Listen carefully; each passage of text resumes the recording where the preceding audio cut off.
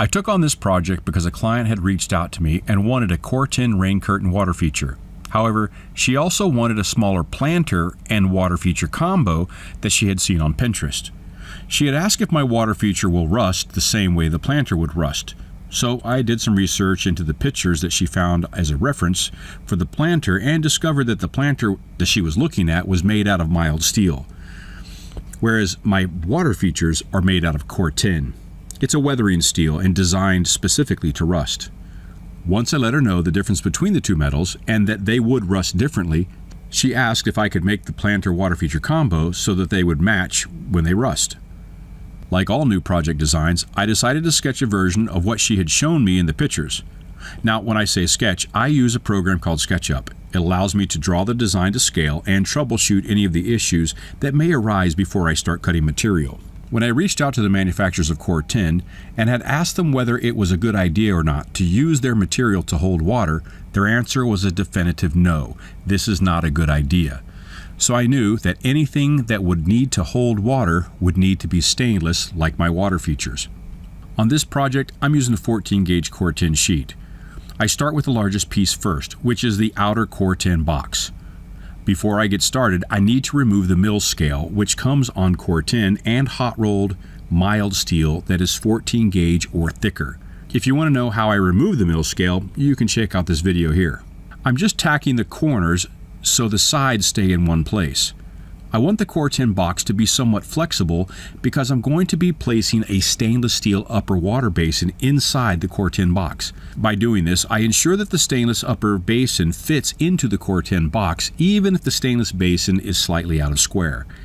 For the stainless upper water basin, I had my local steel supplier bend the inner portion of the upper stainless basin to cut down on welding time.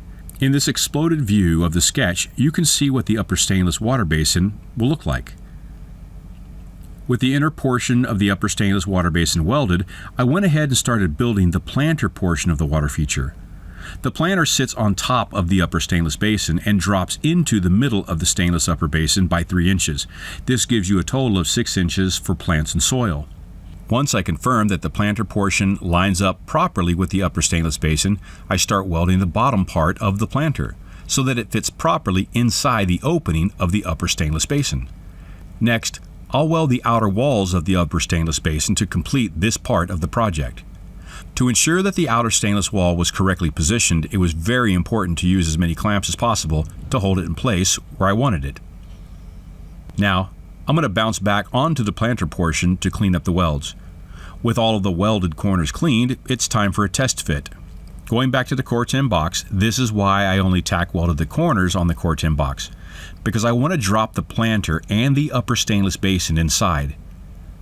Right now, it's all upside down. This allows me to flush the top of the Cor-Ten box to the planter top. Once I see that everything fits nicely, I'm going to install a framework that attaches to the inside of the Cor-Ten box for the upper stainless basin to rest on. Okay, now for the fun part. Time to flip the Cor-Ten box upright to see how the planter and the upper stainless basin sit on that framework, and right now it seems to fit in nicely. Now I'm going to cut the opening that will allow the water to waterfall out of the upper stainless basin and into the lower stainless basin.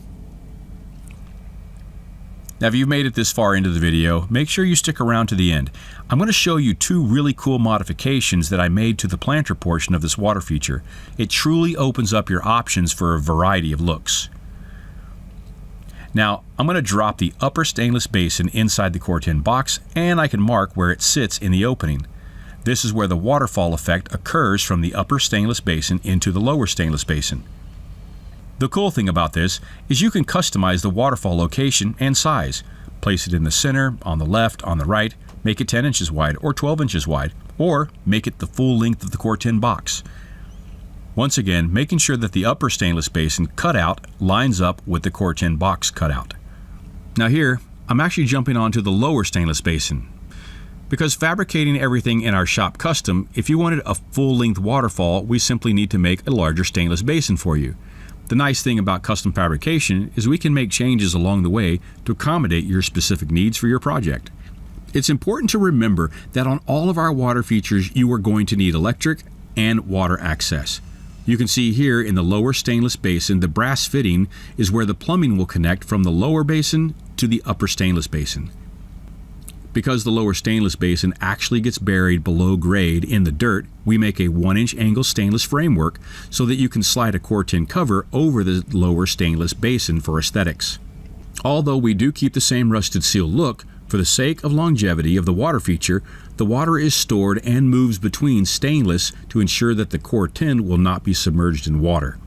Now I've set the water feature up so we can test it, with the lower stainless basin in place just under the Cor-Ten box. For this particular water feature, I'm using a 1200 GPH pump. I'll leave a link in the description. This connects directly from the lower stainless basin to the upper stainless basin. Now, because the upper stainless basin is higher than the lower stainless basin, it's necessary to add in a check valve between the upper and the lower basins. If you don't add in a check valve when the pump is turned off, gravity will allow the water from the upper basin to go down into the lower basin, which will overflow the lower basin due to the amount of water shared between both basins.